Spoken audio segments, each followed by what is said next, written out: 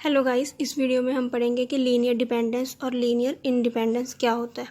सबसे पहले हम पढ़ते हैं लीनियर डिपेंडेंस। लीनियर डिपेंडेंस की डेफिनेशन है, if V be a vector space, अगर वी वेक्टर स्पेस है ओवर द फील्ड एफ, कौन सी फील्ड में, एफ में, then vectors v1 v2 and so on vn belong करेंगे v को, वेक्टर स्पेस को, are called linear dependent over F if, अगर हमारे पास स्केलर हैं जो एग्जिस्ट कर रहे हैं कौन से, alpha 1 alpha 2 and so on alpha n belongs to F.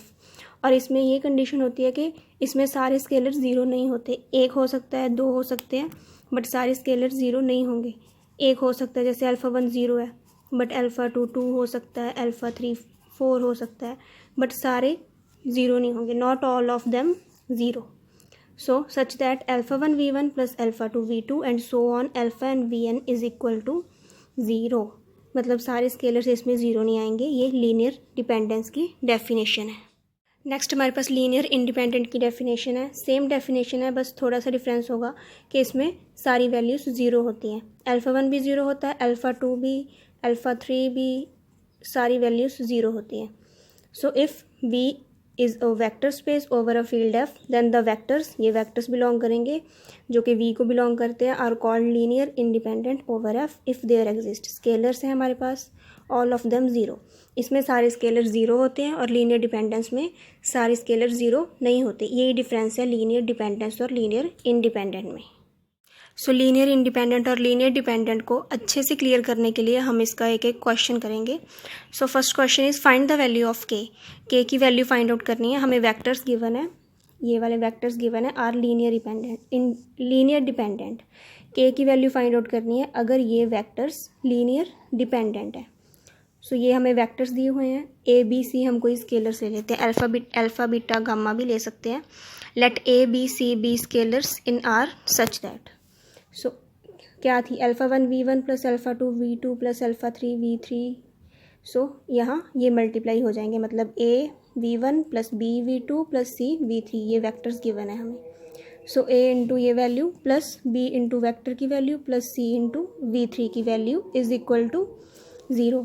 सो अब ये अंदर मल्टीप्लाई हो जाएगी, a माइनस a 3a आ गया, अगली में b 2b माइनस 2b, और नेक्स्ट में c के 0 और c इज इक्वल टू 0 0 0। उसके बाद ऐड है, तो अब ऐड कर देंगे हम a plus b plus c के, सेकेंड वाली में minus a plus 2b plus 0 है, थर्ड में 3a minus 2b plus c is equal to 0। सो ये हमारे पास तीन इक्वेशंस बन गई जो कि 0 के इक्वल है। सो इसको हम नेमिंग दे देते हैं 1 2 और 3। अब यहाँ से हम a b और c की वैल्यूज़ निकालेंगे ताकि हम फर्स्ट इक्वेशन में पुट करके हमारी k की वैल्यू फाइंड आउट कर सकें। ये वेक्टर्स लीनियर डिपेंडेंट है, मतलब इसमें सभी अल्फ़ा ज़ीरो नहीं है। So from equation number second, पहले सेकंड इक्वेशन ले ली, minus a plus 2b is equal to 0। So minus a is equal to minus 2b, a की वैल्यू 2b आ गई, इसे हमने फोर्थ इक्वेशन मान लिया।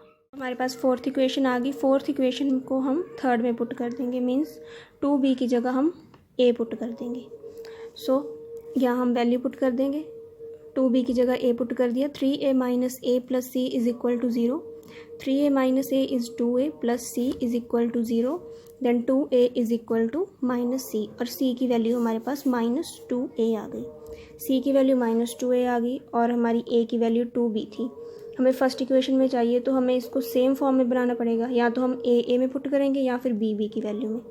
a की वैल्यू 2b थी, c की वैल्यू माइनस 2a आ गई। सो फोर्थ इक्वेशन से हम इसको भी a की फॉर्म में ले आते हैं, यहाँ c 2a की फॉर्म में। So a is equal to 2b है, तो b को भी हम a की फॉर्म में कर लेते हैं। सो a अपॉन 2 आ गया। अब ये वैल्यूज़ को हम फर्स्ट इक्वेशन में पुट कर देंगे। सो यहाँ से a plus a upon 2, b की वैल्यू आ गई a अपॉन 2 प्लस c की वैल्यू क्या थी हमारे पास, minus 2a। So minus 2a into k. So अब हम इसे सॉल्व कर लेंगे।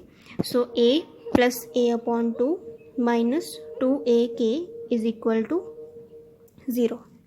सो LCM 2a plus a upon 2 is equal to 2a k, ये राइट हैंड साइड जाके पॉजिटिव होगी वैल्यू।